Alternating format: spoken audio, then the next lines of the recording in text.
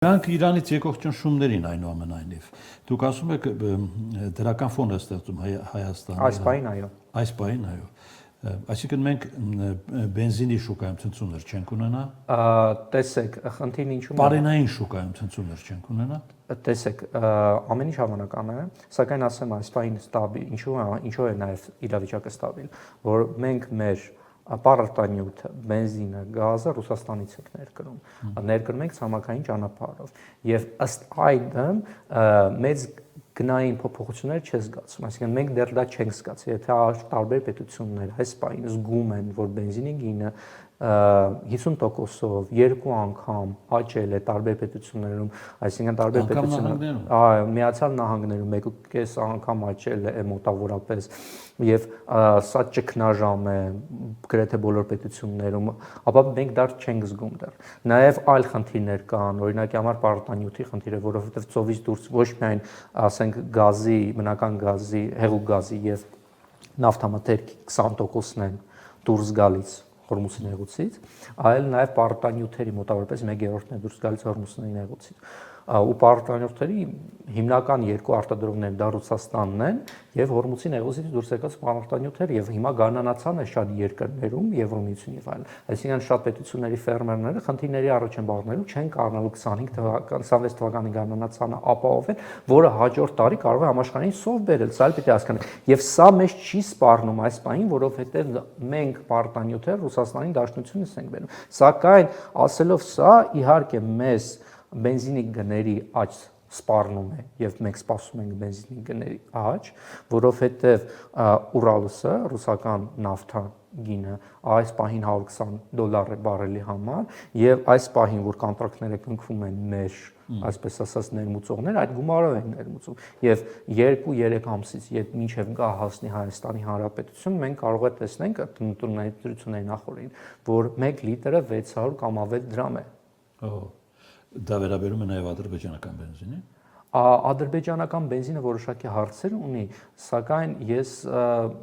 ենթադրում եմ, որ դա էլ է հիմնականում ռուսական ցակման բենզին, սակայն Ռուսաստանից է, այսինքն ադրբեջանական ճանապարհով է գալիս։ Իրանը Հայաստանի հետ 4-րդ խոշոր առևտրային գործընկերն է։ Այսինքն մենք Իրանի միջոցով շատ մեծ ներկրումներ ենք կատարում, հաշվի առնելով իրանյան հայտնի նավահանգիստը եւ այն երկրները, որոնց հետ Հայաստանը առևտուր անում։ Հիմա Իրանը արգելել է արտահանումը իր երկրից։ Դա էլ է մեր համար սպառնալիք ու ասեմ ոչ միայն ապրանքների տեսանկյունից, այլ էլեկտրաէներգիայի տեսանկյունից։ Ես զարմացա, երբ ընթերցեցի, որ կարագի 80 թե 90% այդ ճանապարհով է գալիս։ Այո, արդեն թանկացումներից կան, հենց որ պատերազմը սկսվեց միանգամից կաթնամթերքը թանկացավ, ձուն թանկացավ, պահածոները թանկացան, օղին թանկացավ եւ սա դեռ սկիզբն է, այսինքն սա չարյաց փոքրագույն է, մեզ սպասում է թանկացումները, որը զուտ վերաբերվում է, ասենք, սովորական քաղաքացիներին։ Այսինքն այն մեծ քանակության փողերը, որ մտնում են Հայաստանի Հանրապետություն, այլի շարունակելու են հարստացնել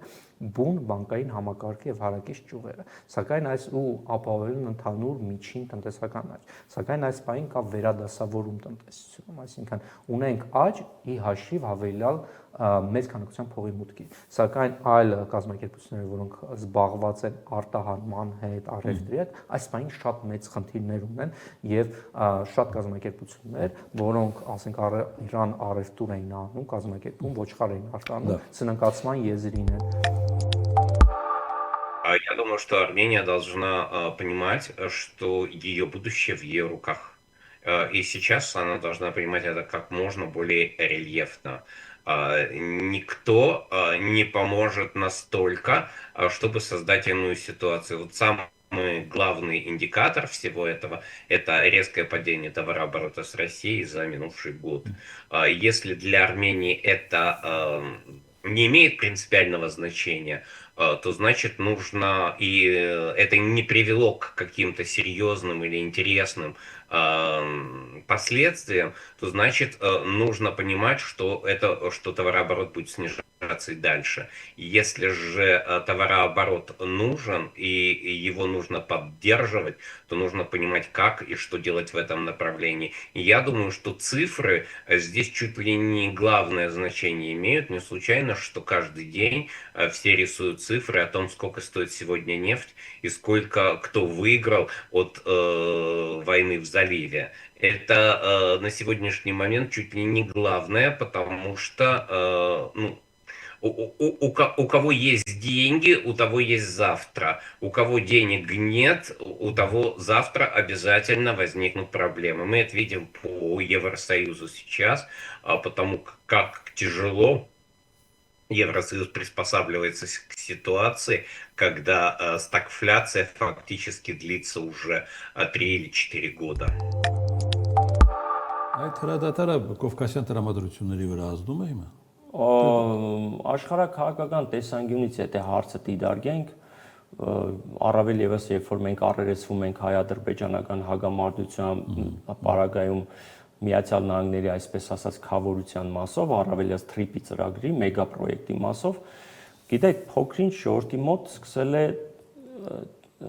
կասկածներ առաջանալ, որ արդյոք դա կյանքի կոչվի, հա, առավել եւս որ Միացյալ Նահանգների կողմը հիմա ընկղված է նման խնդիրների մեջ եւ ընդհանրապես ուշք ու միտքը այլ ուղղության վրա է եւ հետեւաբար ոնց որ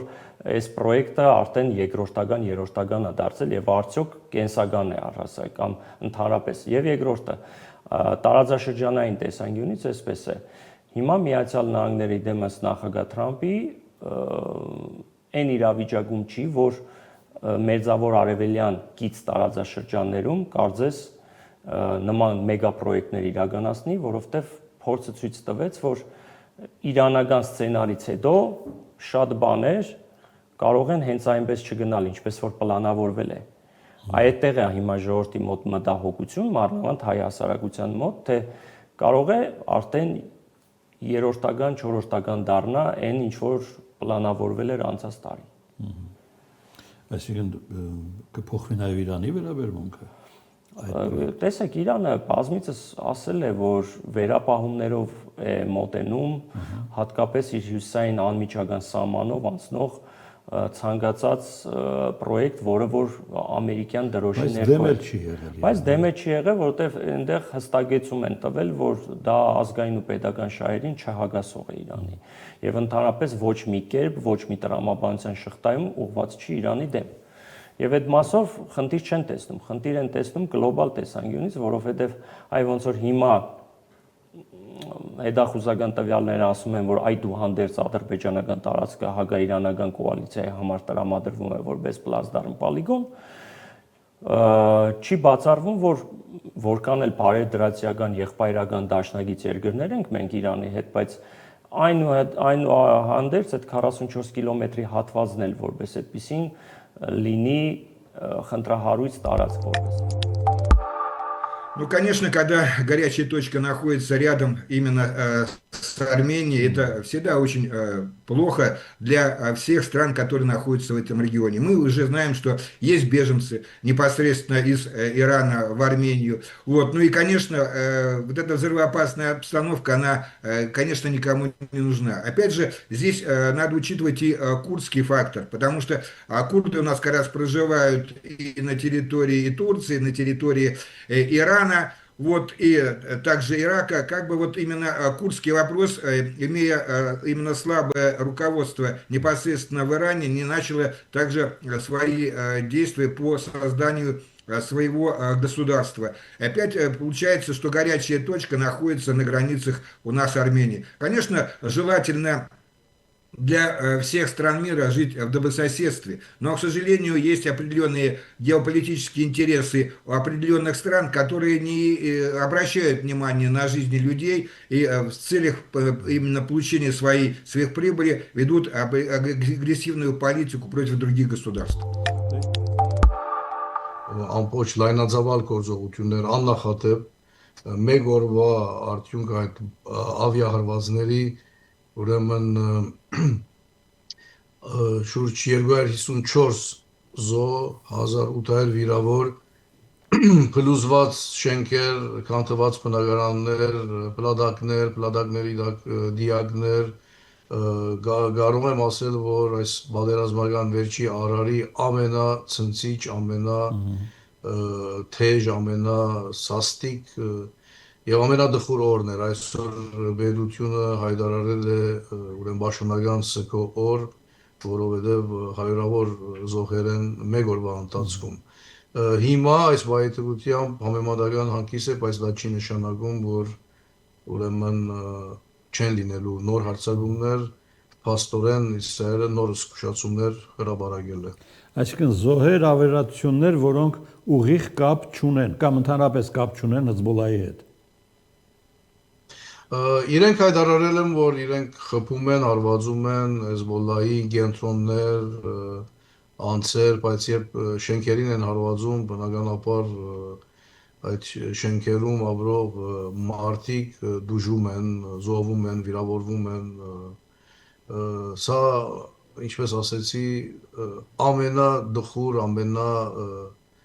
ուրեմն ցնցիչ, ամենալայնածավալ գործողությունների շարան էր, որին ականատես եղավ լիբանանցի ժողովուրդը, որում ոչ միայն հարավային հատվածում կամ Բեյրութի հարավային հարվածաններում, այլ հենց Բեյրութում եւ դարբեր քաղաքներում։ Ուրեմն հայտարարել են արդեն, որ վտանգված է այնտեղ, որտեղ Հեզբոլլահի անձ կամ որևէ գետ իրենք նշмарեն հարվածելու են, բայց կարծում եմ, որ այս դարողությունը, որ երեք Իսրայելը իրականացրեց, քաղաքականորեն գաբ ունի, որտեղ նաև համընկնեց ուրեմն Թեհրան-Վաշինգտոն հրաթաթարի շուրջ կայացած դա շատ կարևոր հանգամանք։ Մենք այդ պայմանավորվածությունից շրջանցվել էր եւ ամբողջ խնդիրը նաև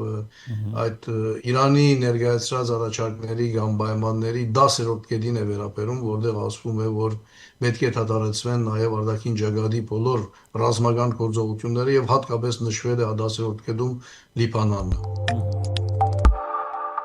Ну, интерес тут был двоякий. Во-первых,